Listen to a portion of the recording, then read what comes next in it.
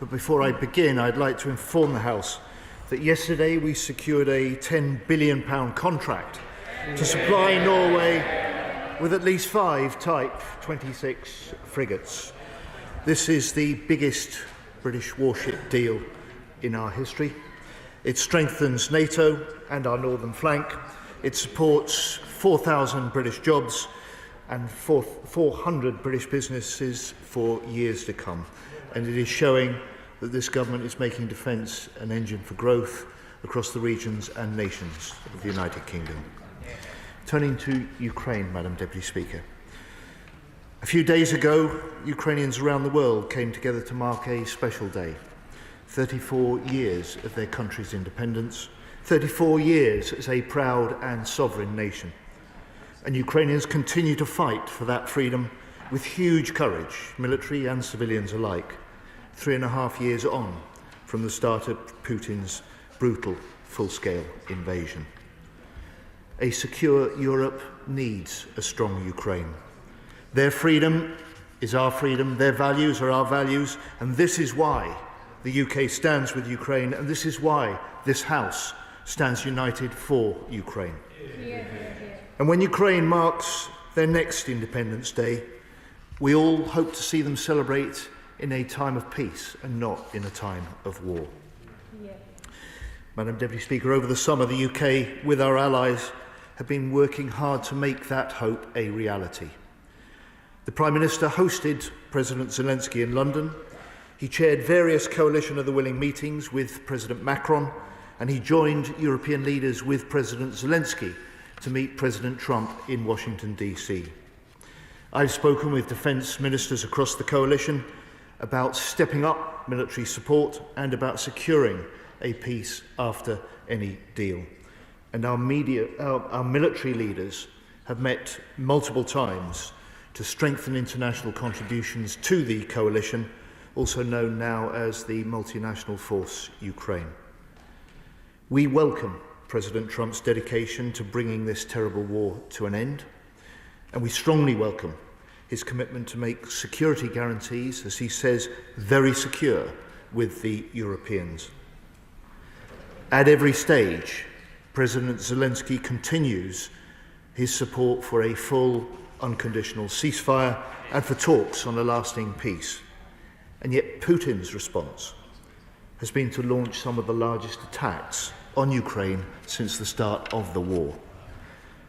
During last week's onslaught on Kyiv, at least 23 people were killed, 4 of whom were children, including a 2-year-old.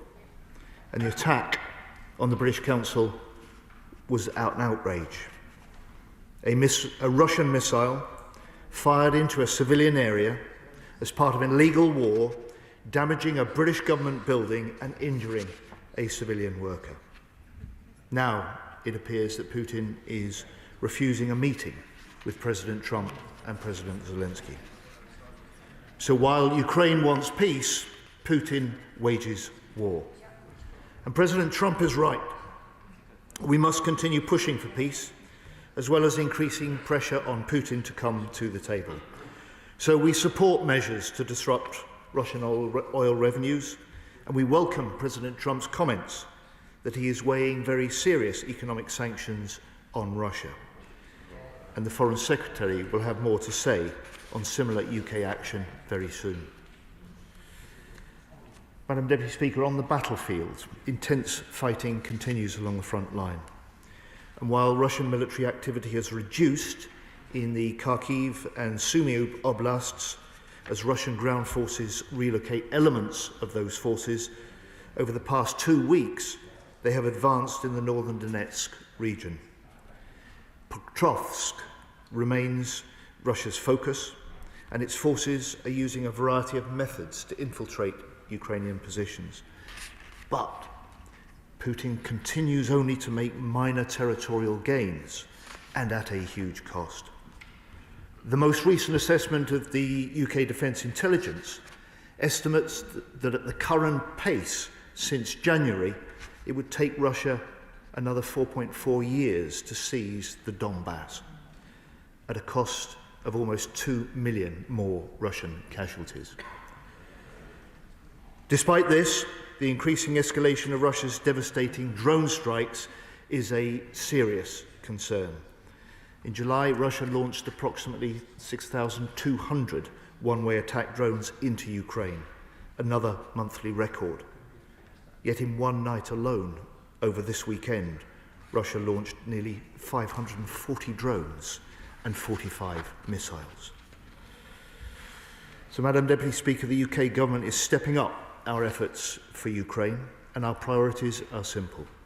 Support the fight today, secure the peace tomorrow. On support for the fight today, we are providing £4.5 billion in military aid for Ukraine this year, the highest ever level. And at the last Ukraine Defence Contact Group meeting, with over 50 nations and partners in July, I launched a 50-day drive to accelerate the assistance we're giving. 50 days on, the Ukraine has delivered to Ukraine nearly 5 million rounds of munitions, around 60,000 artillery shells, rockets and missiles, 2,500 uncrewed platforms, 30 vehicles and engineering equipment, and 200 electronic warfare and air defence systems. Madam Deputy Speaker, we will not jeopardise the peace by forgetting about the war. So next week I will also co-chair the 30th UDCG meeting with Germany's Minister Pistorius, alongside NATO Secretary-General Mark Rutte and 50 other allies and partners. And I will host an E5 Defence Ministers Summit in London next week, where we will be joined by the Ukrainian Defence Minister, where together we will step up still further our support for Ukraine. And then to secure the peace tomorrow, the UK continues with the French to lead the coalition of the willing. 200 military planners from more than 30 nations have helped design plans in the event of a ceasefire. Plans to secure the skies and seas and to train Ukrainian forces to defend their nation. This week, I will host defence ministers from across the coalition with French Minister Le Cornu to further cement contributions to that coalition. And for the armed forces, I'm reviewing readiness levels and accelerating funding to prepare for any possible deployment. Peace is possible, and we will be ready. And the Prime Minister and I will ensure that the House is fully informed of developments in the proper way.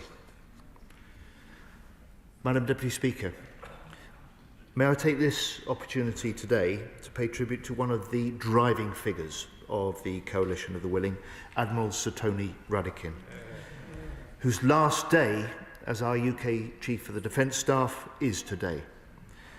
Tony's had a distinguished 35-year military career in the armed forces, serving in operations right across the globe.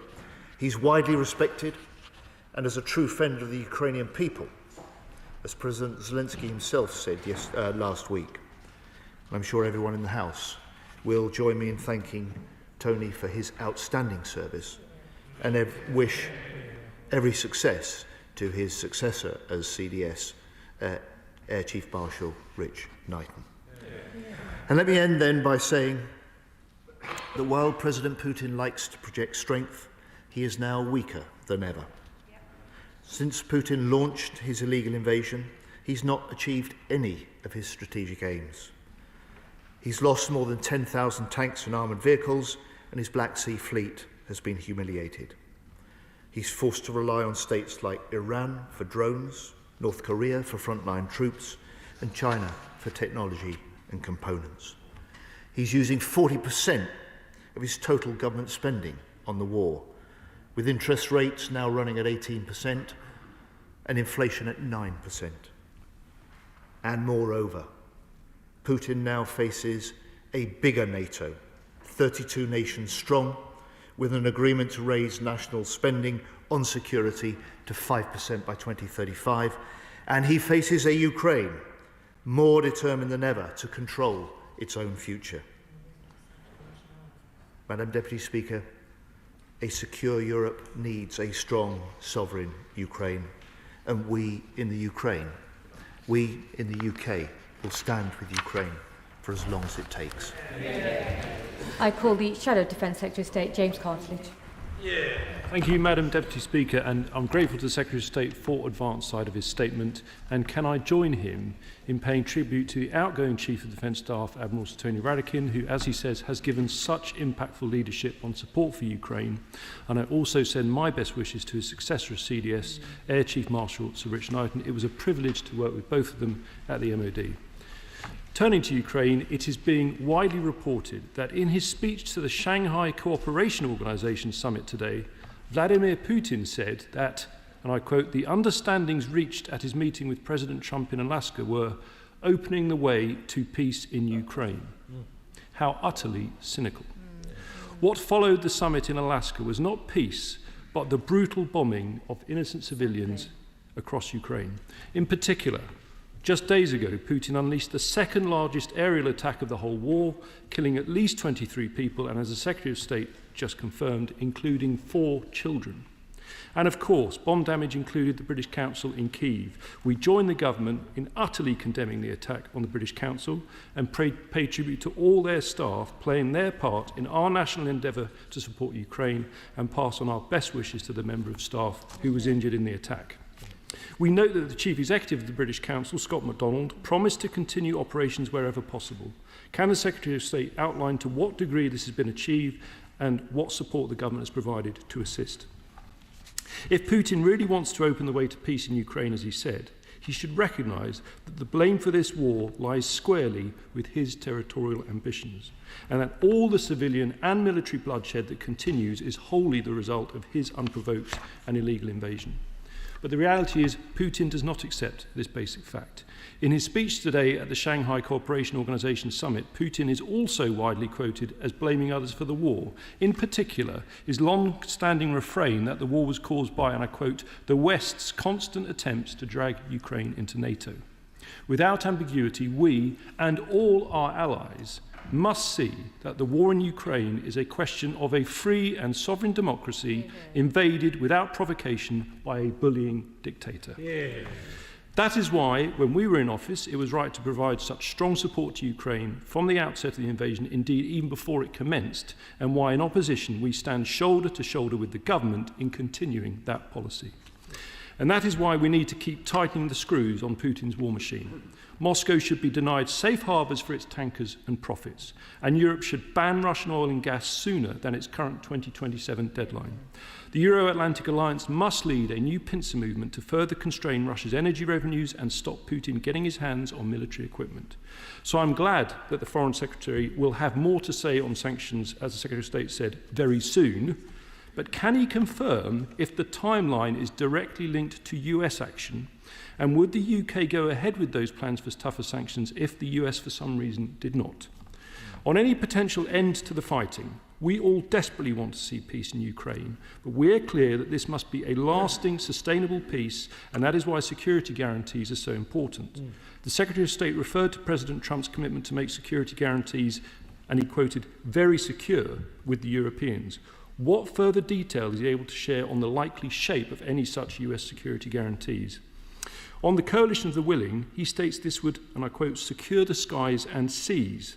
This seems to miss out the land force element. Does this mean the army would only be sent to Ukraine in a training role? He says that he is, and I quote, "reviewing readiness levels and accelerating funding to prepare for any possible deployment." On funding, does he expect that to come from the Treasury Reserve or from the existing MOD budget? And on reviewing readiness, what is the timescale of that review, and is he yet at the stage where urgent operational requirements are being considered?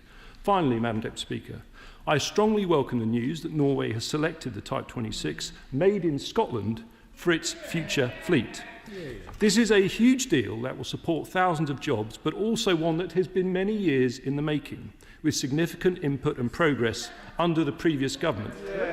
In December 2023, I myself had the pleasure to visit the Norwegian MOD in Oslo, and I can assure the House that the Type 26 was very much at the top of the agenda. Just to remind them, that was in the same week that we announced that Britain and Norway would lead the maritime coalition supporting Ukraine's navy, underlining the strength of our naval alliance and our joint commitment to Ukraine. It's clear that a key reason for Norway's decision is that they face the same Russian threat as we do from Russian submarines and want the best possible capability to respond, maximising interoperability with the Royal Navy. But that Russian threat arises entirely from Putin's pursuit of aggression rather than peace, and until that situation changes in reality rather than rhetoric, we must continue to be robust in doing everything possible to support Ukraine. Yeah. Secretary of State. Thank you. Well, Madam Deputy Speaker, I welcome his endorsement of the success in securing the Norway deal. I do have to say to him there was certainly groundwork done under the last government, and he led a lot of that in as Defence Procurement Minister. But I have to say we had a great deal more to do when we took over in July last year, and frankly, we had to reboot the campaign, which we did, and I'm grateful that we've secured it. It has huge military, economic and strategic importance. Can I say I welcome also his continuing support for the action we're taking to support Ukraine. He is absolutely right to call out Putin's remarks at the Shanghai Cooperation Council.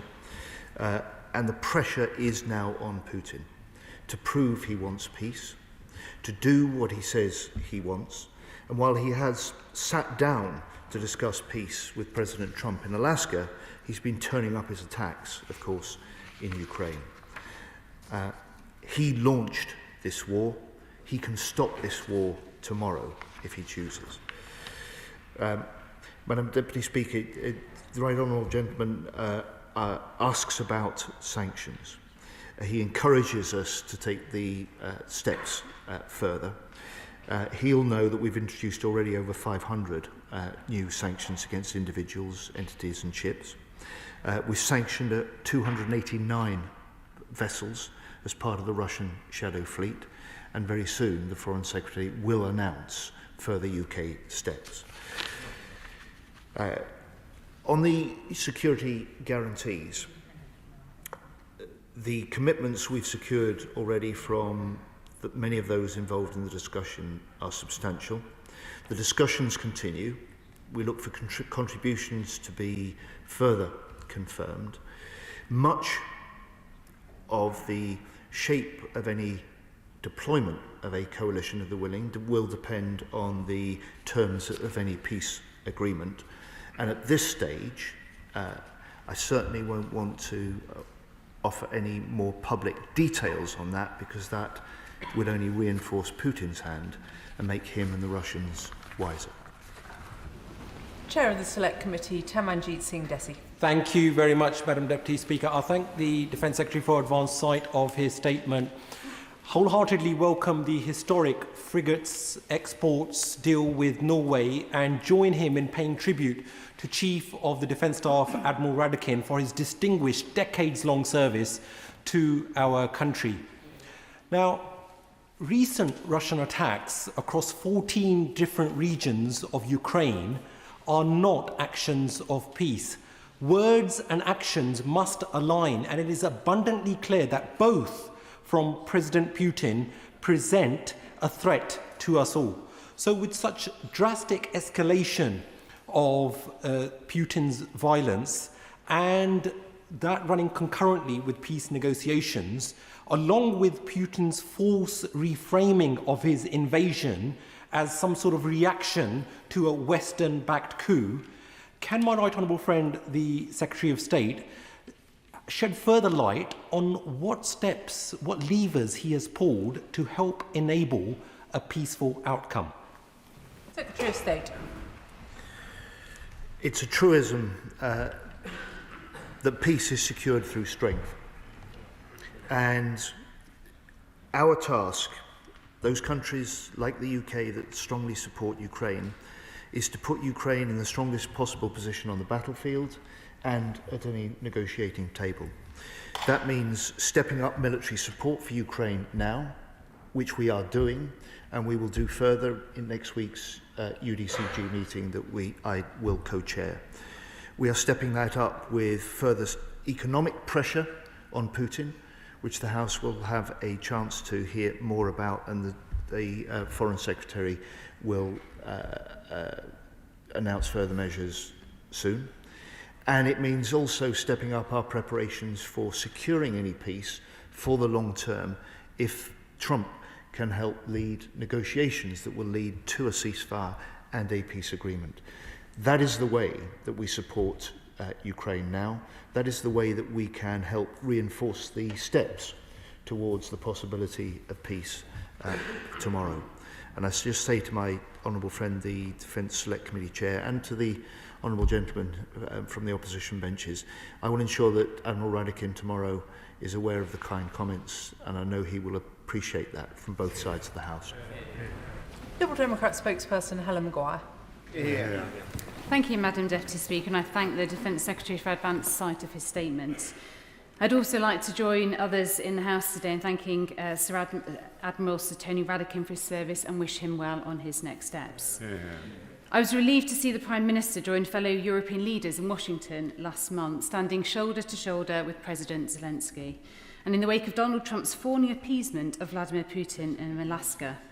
Despite that show of support, I still fear that Trump would prefer to secure a quick and easy carve-up of Ukraine, rather than work to secure a peace which provides justice for Ukraine and guarantees its sovereignty against future Russian aggression.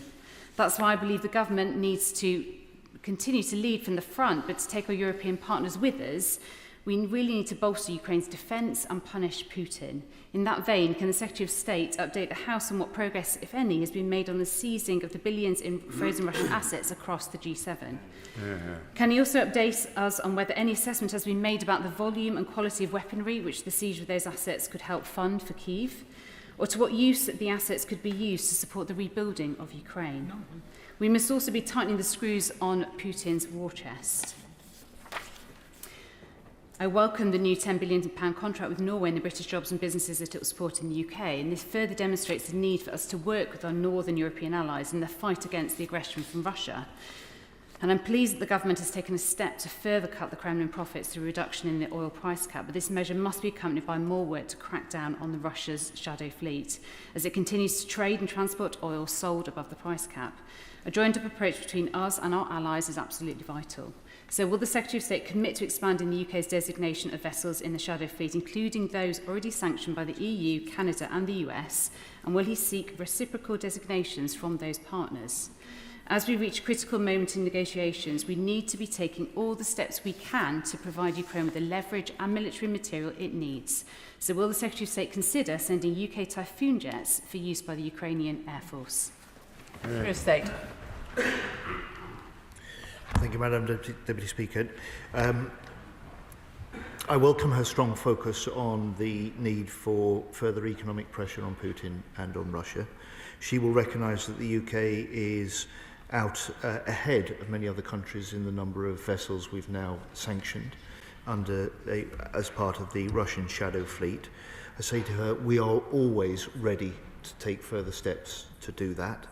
And I hope that she will see from the Foreign Secretary very soon the UK determination to go further still on economic pressure and on sanctions. She invites me to offer an update on the progress on use of seized assets. I'm unable to do that, but she'll know that this is not just a matter if this will be effective for a UK decision, and the detailed work that is still being discussed with other key allies does continue. We recognise the potential of being able to use those seized assets from Russia to help rebuild and support Ukraine, but that is something that we are working on. She urges us to lead European allies. I think it's not unreasonable to say that is exactly what we are doing, not just with the highest level of military aid this year ever from the UK, but the way that we've stepped in now to lead the UDCG, and I will chair the 30th meeting alongside Minister Pistorius next week. And we've stepped in with the French by leading the coalition of the willing. More than 50 nations, part of the discussions about planning for Ukraine's long-term future, and I will host the defence ministers alongside Minister Le Cornu this week to discuss that further. But one point for her, the Honourable Lady in this House. Often seen as the European Coalition of the Willing or the European UDCG, these are coalitions of nations that go well beyond Europe. And I was in Japan last week, and so Prime Minister Ishiba at Japan has joined the discussions for the Coalition of the Willing, and some of the most stalwart supporters of Ukraine in military aid since the start of the Russian invasion have been allies of ours, steadfast supporters of Ukraine from other parts of the world, from Australia to Japan to New Zealand to Korea. And it just signals for Putin not just that Europe stands steadfast with Ukraine in challenging and confronting his aggression, but we see this as a security matter in the Euro-Atlantic, which is indivisible, as many other countries do, with security in the Indo-Pacific too. Alex Baker. Thank you, Madam Deputy Speaker. I thank the Defence Secretary for this update and his continued leadership on this issue. We've all been so moved by the extraordinary bravery and resilience of the Ukrainian people in the face of Russian aggression. And in my constituency, we know how important it is to stand by our friends in Ukraine. In my constituency, I also had the privilege of being able to visit our armed forces and our industry and see how much actually they have been inspired themselves by our Ukrainian colleagues and their innovation on the battlefield. So can I ask the Secretary of State to have a bit of an update on the important lessons that the MOD have learnt from Ukrainians' innovation on the battlefield? Secretary of State. My honourable friend is absolutely right. It isn't just that the courage of the Ukrainians is an inspiration to us all, including our own forces. It is that their ability to fight and innovate in combat is also an inspiration to us. We try to capture this in the Strategic Defence Review that we published in June. It points the way to the sort of radical transformation that we require in our own armed forces and our own defence system. And I hope that my honourable friend will see the hallmarks of that very soon when we publish the Defence Industrial Strategy. Sir Ian Duncan-Smith. Deputy Speaker, a few weeks ago I returned from Ukraine with some others that have been delivering trucks and medical aid to the Ukrainians for use in the front line, a number of trips that I've done with others I can see across the floor as well here, united as the government is united with the opposition and the other parties. But however, having watched the brutality stepped up by President Putin in the recent weeks and following from the Alaskan conference at Anchorage, I must say I fundamentally still very disappointed. Yes, the government is right. They're bringing together a coalition of the willing. But the least willing of all at the moment seems to be the White House.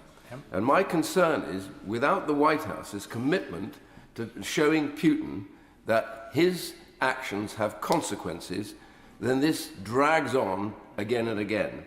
They are the one country that can really impress upon him that if they carry on with these attacks, they will be sanctioned dramatically and the weapons will flow like water to the Ukrainians that they desperately need. I wonder if the government, behind closed doors, could say to the President, it is time to follow your words with actions and not keep on prevaricating. Secretary of State. I appreciate the argument that the honourable gentleman makes. It's important to recognise that the role of President Trump is essential and central into any opportunity to bring the two sides together. He is playing a role that only President Trump can play. And he has made clear that on the range of further steps, if they become necessary, at his disposal for his decision, is including stepping up economic pressure on President Putin. And we are ready to respond alongside that. We are also ready to take our own decisions on economic pressure on President Putin and on Russia. It has got to be part of what I said to my honourable friend, the Defence Secretary, Select Committee Chair. It is part of trying to ensure that the pressure on Putin, the support for Ukraine, brings the two sides more rapidly to the negotiating table, and we can get that peace that we all secure. Douglas McAllister. Thank you, Madam Deputy Speaker. My Western Bartonshire constituents know the importance of standing shoulder to shoulder with Ukraine in this fight. Does the Minister agree that investments such as the £250 million to HMNB Clyde and the landmark £10 billion deal with Norway, both of which secures thousands of jobs on the Clyde, many of whom live in my Western Bartonshire constituency, all help to show our strength and deter future Russian aggression? State. My honourable friend is absolutely right, and it's a lesson that we took and have to take seriously from Ukraine, that particularly when a country is faced with conflict or is forced to fight, its armed forces are only as strong as the industry that stands behind them. And part of the significance of the frigate deal with Norway is that this will reinforce our British shipbuilding, our British innovation and our British technology base across the UK and especially in Scotland for many years to come. Dr Andrew Murison. Thank you, Madam Deputy Speaker. I too congratulate Admiral Sir Tony Radakin and Air Chief Marshal Sir Rich Knighton and wish them well. A big well done too to all involved in the Type 26 deal, including my honourable friend, the member for South Suffolk. And if I may say to the Defence Secretary to cast his mind back to March, when I asked the Prime Minister whether it would be folly to put British troops into Ukraine without a US backstop, without a guarantee from the White House, and the Prime Minister agreed it would indeed be folly. Does that remain the government's position? What is the government's position is that we are discussing the nature of security guarantees, the contribution that we can help lead through the Coalition of the Willing, alongside any American support, and together that is part of the configuration of making Ukraine strong and creating the circumstances in which serious negotiations and we hope a peace agreement can be reached. Dr Zubair Ahmed. Speaker, can I warmly thank my right honourable friend for getting this Norwegian deal over the line. I feel a singular piece of pride about this because in my constituency of Glasgow South West and Govan will become the epicentre of the Type 26 construction. Will he undertake to work with me to make sure that my constituents in Glasgow South West feel the full benefits of this investment? And in that vein, will he urge the SNP government to finally collaborate with us to dispense their ideological block on the defence sector so together, for want of a better word, we can be stronger for Scotland? State. Well, first of all, Madam Deputy Speaker, can I say to my honourable friend, all of us in the House here appreciate the contribution that his constituents as part of that government workforce make to building the outstanding British ships. The Norwegian Prime Minister had a very telling way of explaining the decision on Sunday when he said, we weighed two questions in the decision. Who is our most strategic partner and who has delivered the best frigates? The answer to both is the United Kingdom. And it is also telling, Madam Deputy Speaker, that the nationalist-led Scottish Government has yet to welcome this contract and this success. Chris Coughlin. Thank you, Madam Deputy Speaker. First, I'd like to commend the Defence Secretary and Admiral Sir Tony Radakin for your commitment to a just peace in Ukraine. But I do agree with the Right Honourable Member for Kingswood Wood Green that the most reluctant member of this coalition of willing does appear to be President Trump. And So does the Defence Secretary agree with me that it is particularly disappointing that he is unable to give an update on the seizing the 300 billion in frozen Russian assets, because the slow progress on that is something that is perhaps our strongest potential lever in exerting pressure on Russia to deliver a just peace? State. I don't entirely agree with the honourable gentleman. The commitment that the declaration that the President of the United States has made to making the European-led arrangements for security guarantees, in his words, very secure, is very important and very significant. Those discussions continue. The shape of any potential and possible deployment to support and secure a long-term peace will depend hugely on the nature of the peace agreement itself. And it's for those reasons that it is not possible to set out in public at this stage the details of those. But we continue those discussions both on the nature of the support that can be given to Ukraine in the event of a ceasefire and a peace agreement, and the sort of pressure that may be required to make sure that those serious negotiations can take place. Emily Darlington. Thank you, Madam Deputy Speaker. I wanted to share with the House the deepest solidarity from the Ukraine appeal and the Sunflowers Ukrainian Supplementary School in my constituency of Milton Keynes about the recent attacks in Kiev and on the British Council. The British Council's vital cultural initiatives have supported peace and created community cohesion around the world. And it's in that spirit that the Ukraine appeal has created an exhibition, Faces of Ukraine Dreams, by the children who go to their Sunflower School. This exhibition will be touring Milton Keynes, including Bletchley Park. Will the Defence Secretary join with me in expressing our solidarity to the Ukraine families in Milton Keynes, the UK, and still in Ukraine? Slava Ukraine. Yeah. Secretary of State.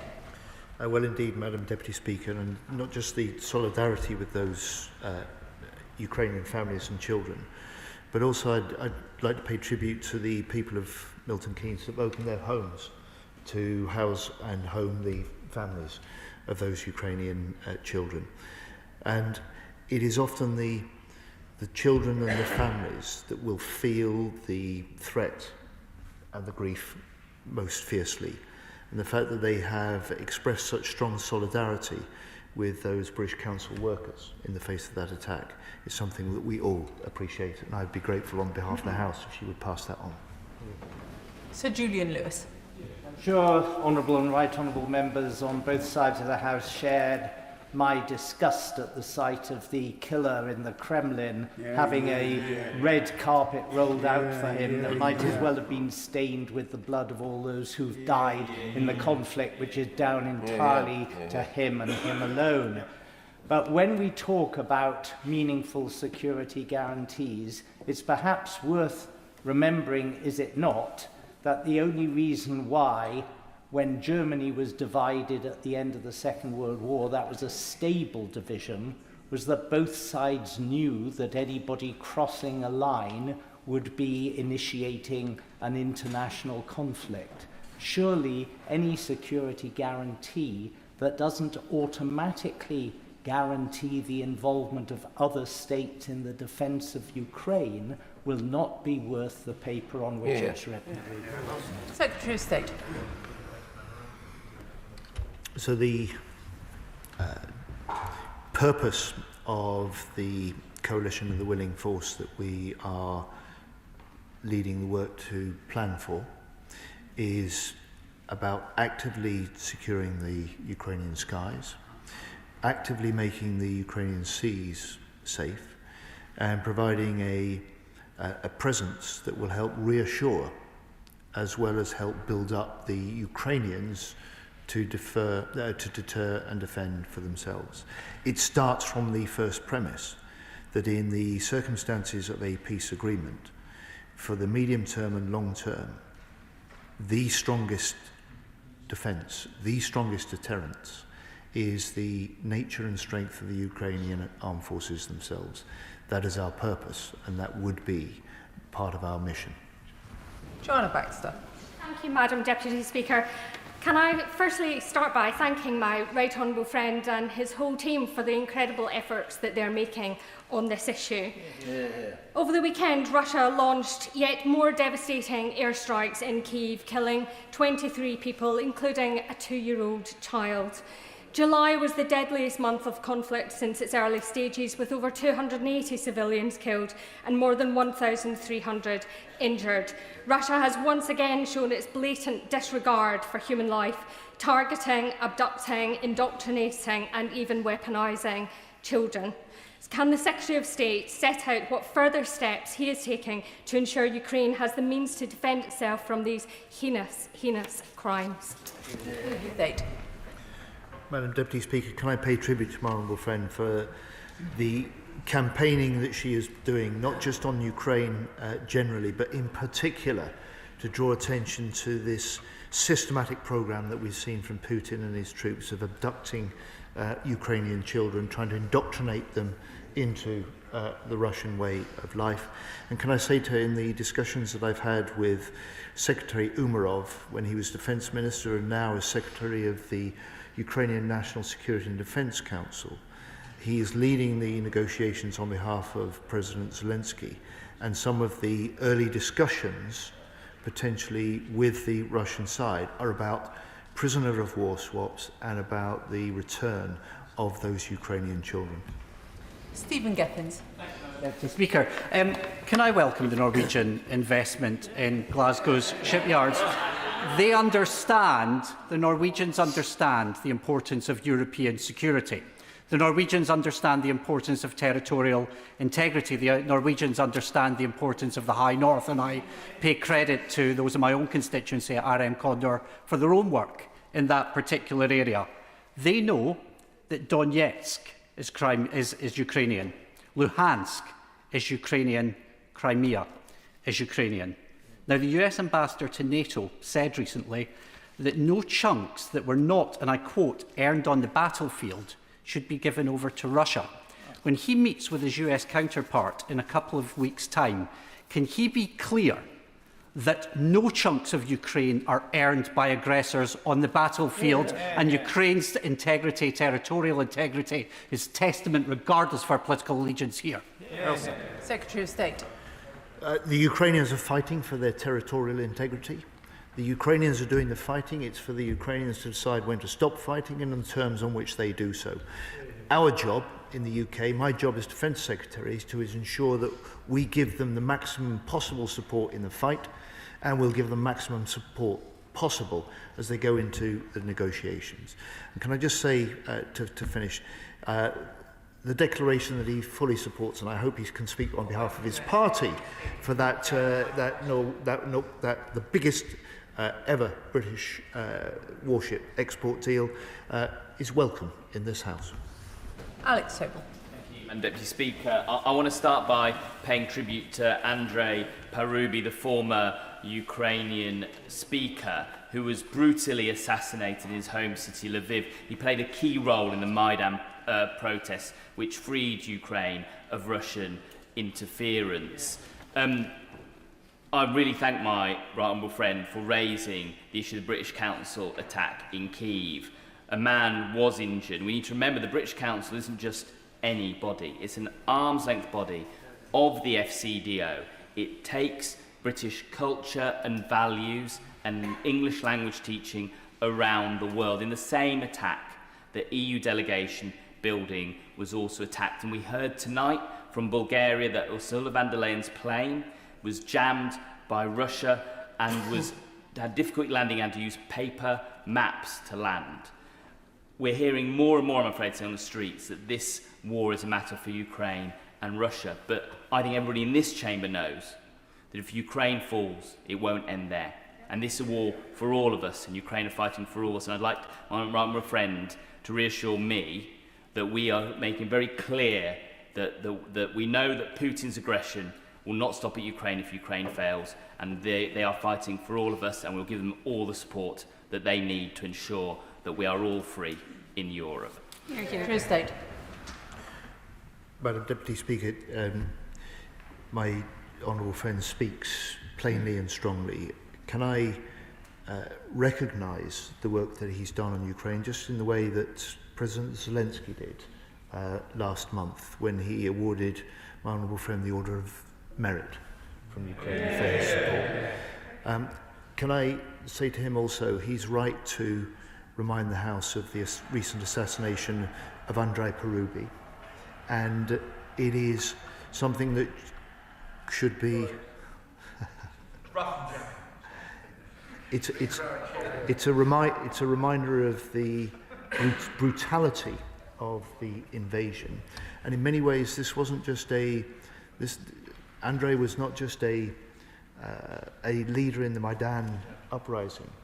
He's an ex-speaker of the Ukrainian parliament, and in many ways his assassination brings home just how serious this is to us in this House. And finally, the point my honourable friend makes, which is if Putin prevails in Ukraine, he won't stop at Ukraine, is one of the reasons that the British public, the British House of Commons and the British government remain so strongly steadfast in our support for Ukraine. Sir John Whittingdale. Thank you, Madam Deputy Speaker. It's 17 days since President Trump rolled out the red carpet to Putin, during which time, as he has said, Russia has stepped up its bombardment of Ukraine with drones and missiles. And can I thank him for his remarks about Andrei Parubi, the former Speaker of the Rada. I knew him well and admired him hugely. And actually, last time I met him was when we entertained him in this House as the visiting Speaker who came here. And it is a mark of Putin's hatred of democracy that he regarded the democratic Speaker of a parliament as a appropriate target. Does the Secretary of State agree that Putin at the present time shows no interest in a ceasefire? And will he do whatever he can to persuade President Trump that the only way that Putin can be made to consider a ceasefire is by stepping up the pressure on Russia through extra sanctions and by giving ever more support to Ukraine? Secretary of State. I think the whole House appreciates the Right Honourable Gentleman's remarks about Andrei Parubi and appreciates the relationship that he had with him. On the question of pressure on Putin to come to the negotiating table, that is a matter for it's a matter for the nations that stand with Ukraine, and we're determined to play our role. It is also a matter that is recognised by the US and the US President. He wants Putin to come to the table. He wants Putin now to start to act in the way that he says, which is interested in peace, ready to talk about peace, but at the moment not yet showing enough sign of doing so. Luke Charters. Thank you, Madam Deputy Speaker. To secure the peace in the long term for Ukraine, we need to support its defence industrial base and therefore the financial sector that underpins it. But I'm concerned that UK export finance red tape could be limiting UK-Ukraine defence partnerships. And I also believe we could launch new joint defence innovation funds. Would my right honourable friend consider carefully these ideas and work with me to discuss how we can support Ukraine's defence financing system too? Secretary of State. Madam Deputy Speaker, the short answer is yes.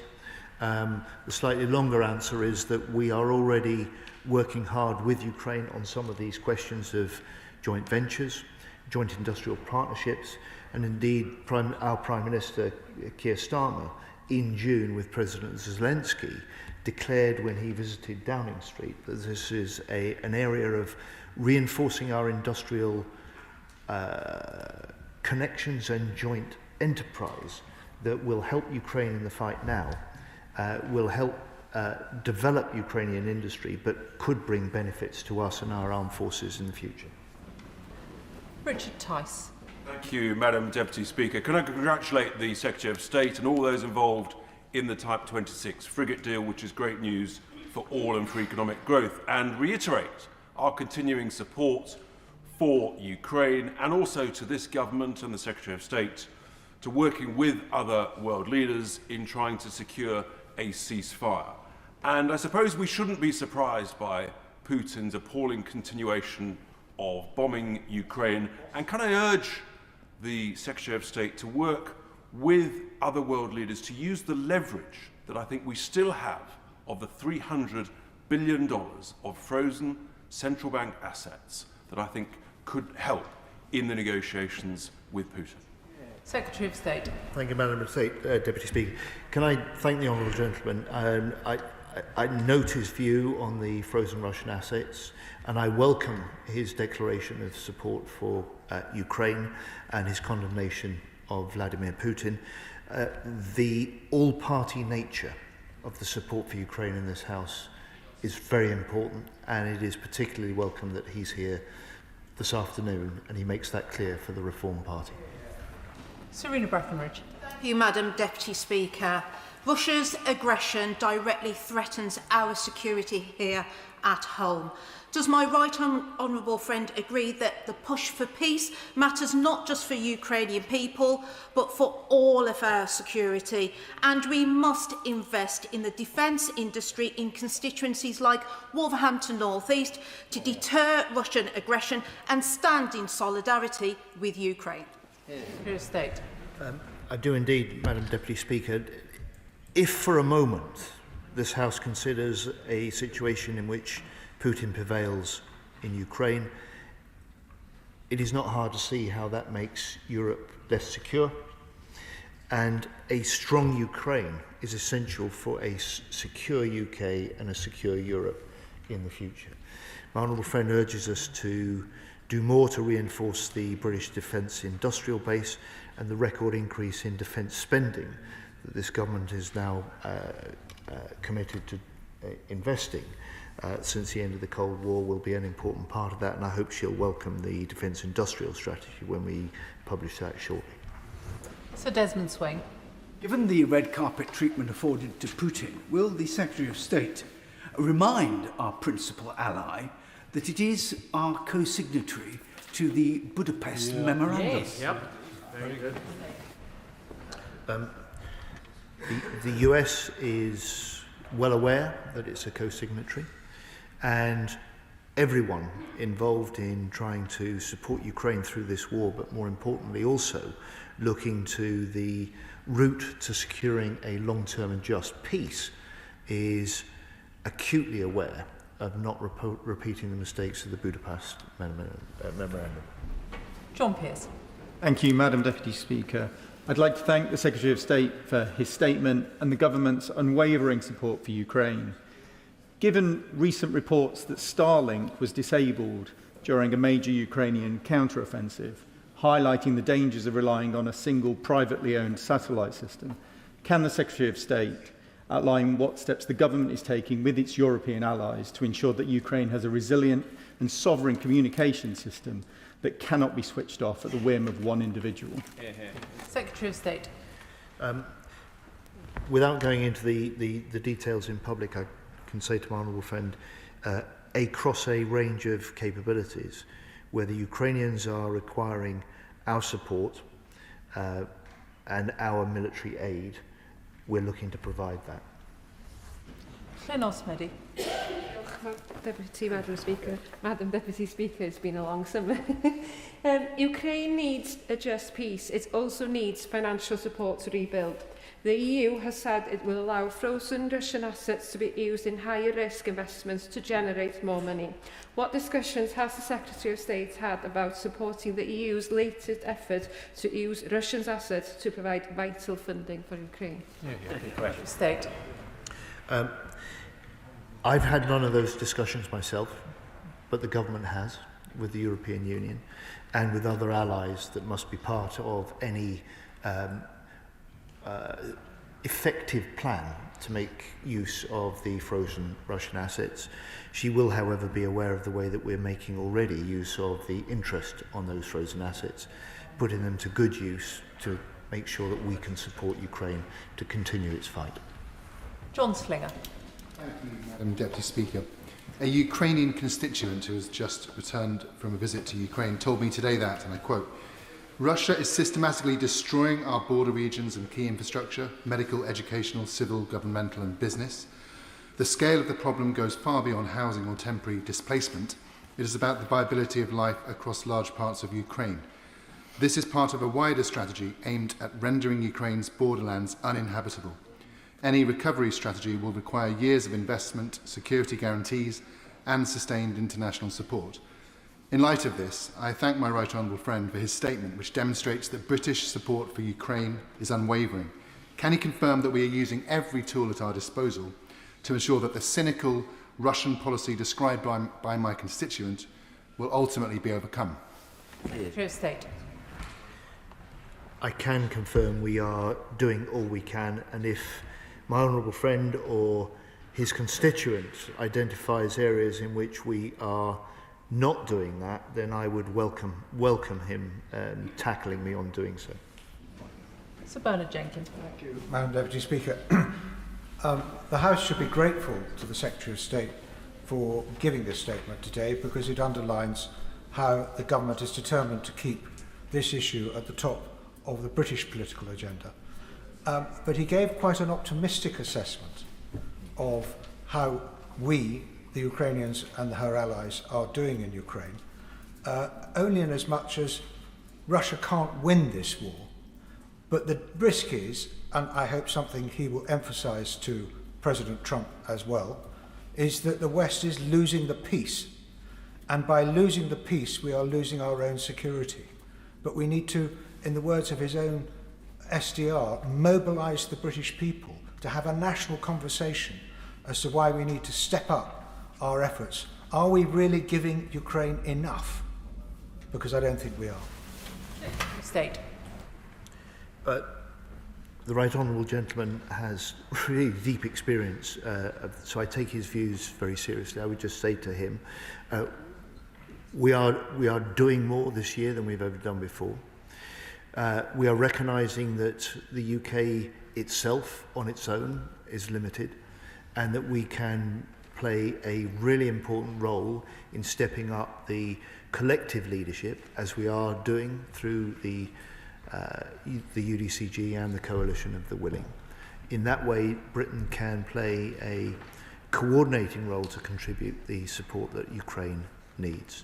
And we do so with allies, and when we do so with allies, we make more of an impact. Patricia Ferguson. Thank you, Madam Deputy Speaker. The Secretary of State will be aware that the Clyde is a wide river and straddles the constituency of the Honourable Member for Glasgow South West, as well as my own in Glasgow West. So I join with my colleague in welcoming the deal with Norway that was concluded at the weekend, because not only will it secure a bright future for the 100+ apprentices at BAE Systems on the Clyde, but it will also secure the future of shipbuilding on the Clyde, including at the Scottish Government-owned Ferguson Marine, which is subcontracted to BAE Systems. Perhaps there are actually 10 billion reasons why the Scottish Government should welcome this deal. However, the Secretary of State mentioned the diminution of Putin's strength. And does he agree with me that this deal will help to further that diminution, particularly in the High North? True State. Oh, my honourable friend is exactly right.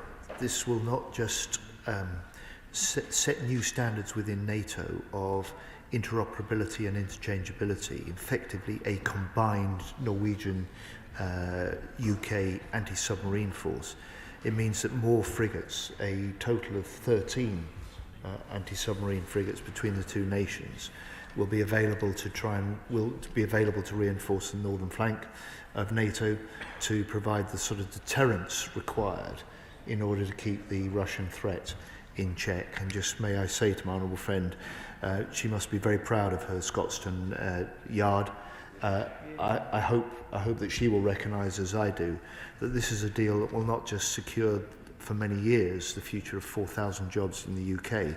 2,000 of those jobs are in Scotland. Richard Ford.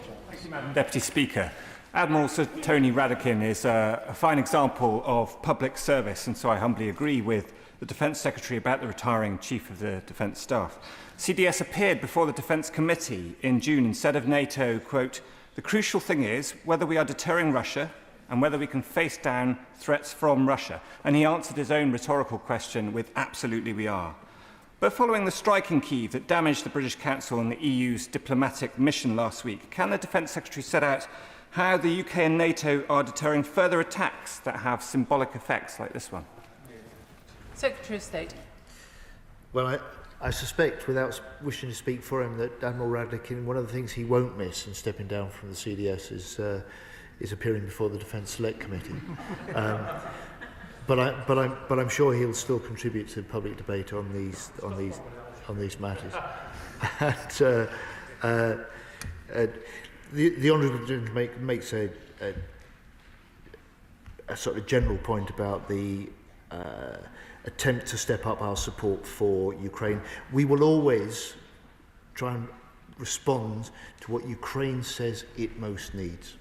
And as we go into next week's UDCG meeting that I'll host with Minister Pistorius, that's exactly what we will try and do.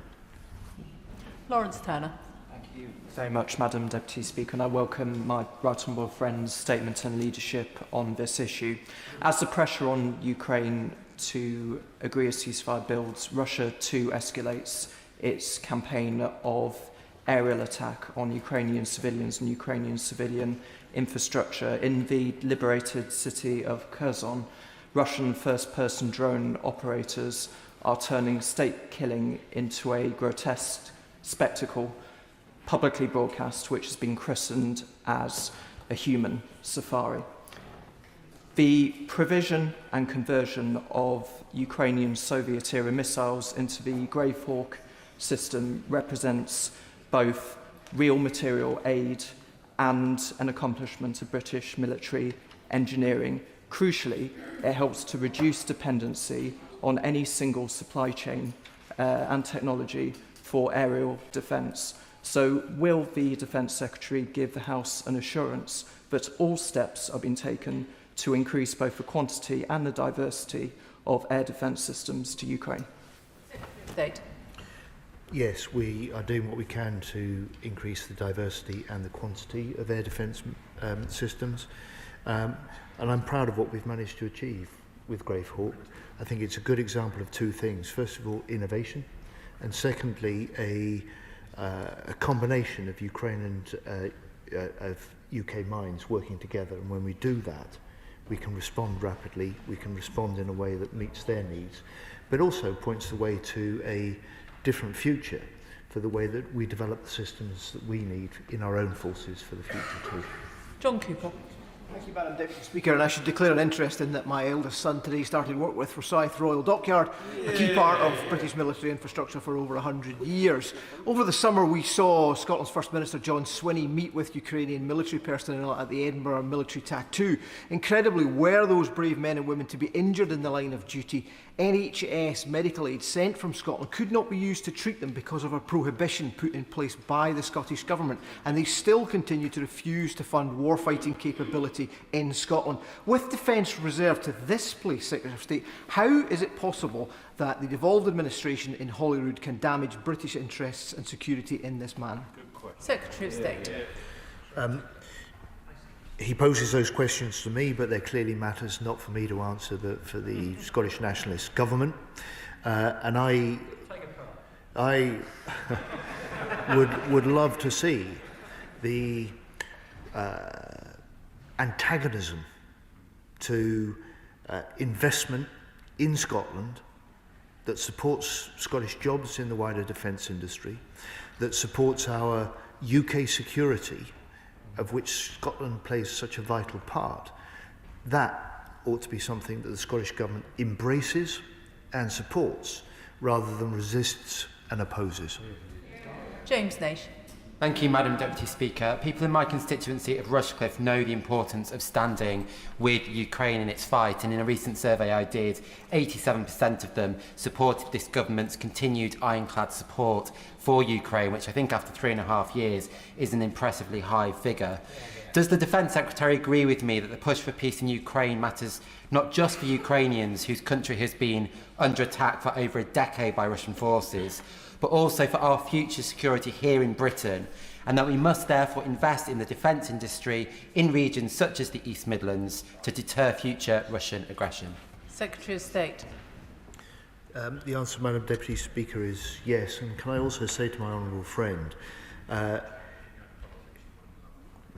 would he accept and pass on to his constituents my appreciation for the fact that at a level of support for Ukraine at 87%, the constituents in Rushcliffe are part of the exemplification of the British spirit that recognises that Ukraine is fighting for the same sort of freedoms that we value and is fighting for its own future in the way that we in this country have done in the past as well. Jim Shannon.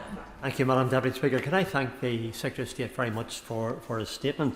I know that I, for one, look forward very much to his statements in this chamber because he invariably brings us good news. Today he's done that again with the frigates deal, £10 billion order for the 5 frigates from Norway. I'm minded, of course, as a farmer, as I am, someone sows the seed, but someone garners the harvest. And very clearly, the person who garners the harvest is the person who gets the plaudits. So congratulations to the Minister for that.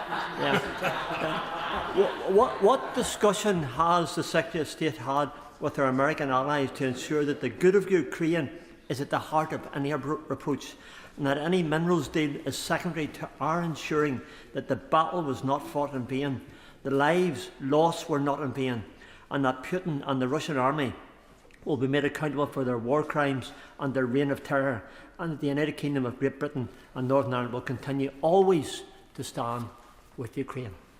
Secretary of State. Well, I think this House appreciates his declaration on behalf of the people of Northern Ireland, standing steadfast with Ukraine. And I'd just say to the honourable gentleman, the support that the UK government, under the previous government and this, is giving to Ukraine to be able to document in the most difficult circumstances of an ongoing war some of the evidence that will be required to bring those Russian forces and those Russian leaders to account after the fighting is over is an important part of the contribution that we can make. Funding, resources, expert and legal advice is part of that ongoing aid that we're providing to Ukraine for that purpose. And finally, Mark Seward. Thank you, Madam Deputy Speaker. Can I welcome the Secretary of State's statement today and his reiteration that we will always support the people of Ukraine. Given Russia's despicable attack against civilian targets in Kyiv, costing the lives of over 20 civilians, including children, and damaging a British council building, it's quite clear that Vladimir Putin has very little interest in any legitimate peace process. And given that reports differ as well about how committed countries are to deploying troops in Ukraine to enforce any potential peace agreement, can the Secretary of State set out how the UK is trying to work with our allies to convince them to back security guarantees, to back peace in Ukraine, and of course state that there is nothing Vladimir Putin can do now to deter our support for Ukraine? Secretary of State. There is indeed, Madam Deputy Speaker, nothing that Putin can do to deter our support for Ukraine. Our support while it fights, but our preparation for the moment of peace that we hope will come. And he invites me to set out how we are developing that. We've had multiple meetings of our military leaders and planners over the summer through the Coalition of the Willing. I will host this week a meeting of defence ministers of the Coalition of the Willing. That will be designed to make sure that we maintain our military plans, but also that we step up the commitments to contribute at the point at which we can get a peace agreement in place, and that there will be a role for countries like ours to support Ukraine securing that peace for the long term and regenerating their own armed forces to deter Russia in future. Can I thank the Secretary of State for his statement this evening?